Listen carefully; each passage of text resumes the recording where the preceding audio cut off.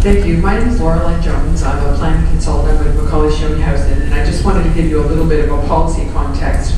for what we're dealing with here tonight. So, as you may be aware, the City of Mississauga adopted a new official plan last fall.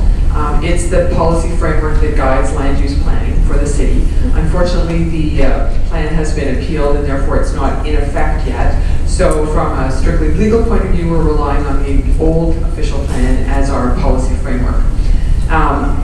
What we're also dealing with, however, is the city has undertaken a review of the Port Credit District policies, and they have come forward with what they're now calling a local area plan for Port Credit, which is intended to ultimately replace the current district policies that were developed in 2003. The draft local area plan is establishing a vision for Port Credit as an urban waterfront with a mix of land uses, a variety of densities, compact pedestrian and cyclist friendly, transit supportive urban forms, a significant public realm, public access to the waterfront, and development that incorporates a high quality built form. So in order to achieve that vision, there are a number of guiding principles that have been set out in the local area plan,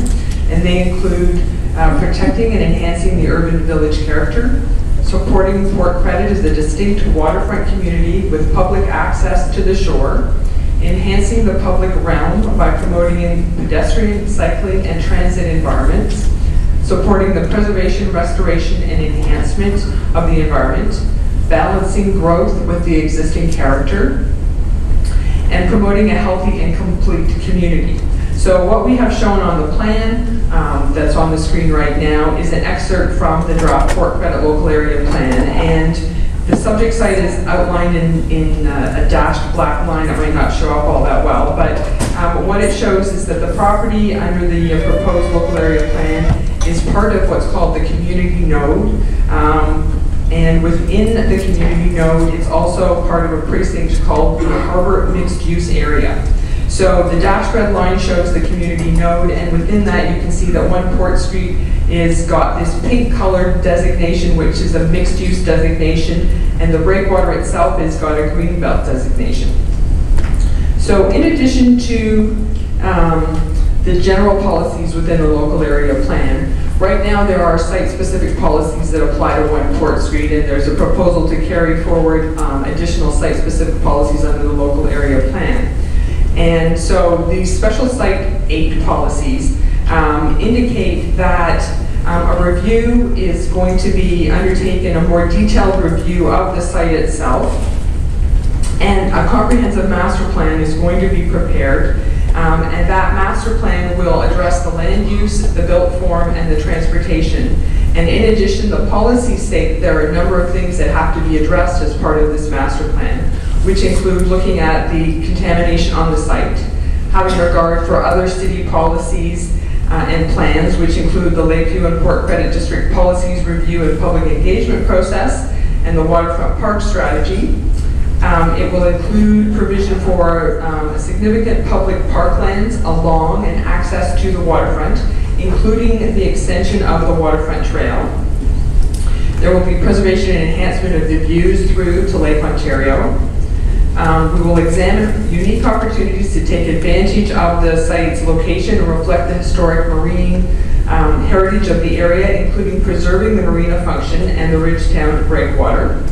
We'll look at providing opportunities to accommodate employment uses and consider the appropriate built form around the future terminus of the light rail transit station on Port Street that Alan had referred to.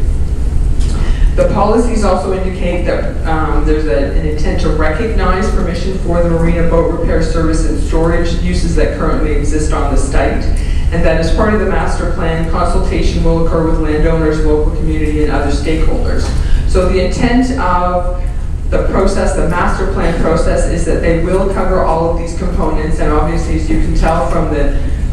process that Jeff has laid out at the beginning of the evening, there's the intent to have extensive consultation with the community. As part of the local area plan, there is also something that's being referred to as the built form guide, which is an appendix to the local area plan, which is intended to establish height limits and other built form criteria for dealing with development within the Port Credit area. And it also indicates that special studies will be required for 1 Port Street to determine the appropriate development, including the heights for this site.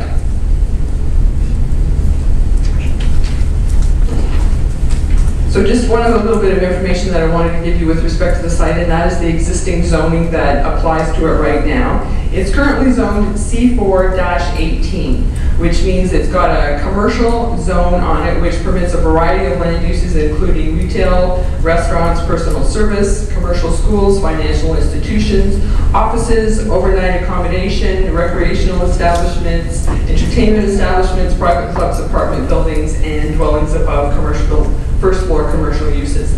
The 18 that's attached to the C4-18 is a site-specific exception that also permits boat repair, service, and storage inside or outside.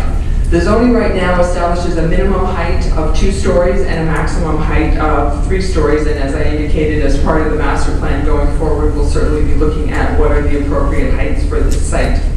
There is also what's called a greenbelt overlay, which if you look at the mapping is the gray shaded area that covers a good portion of the site.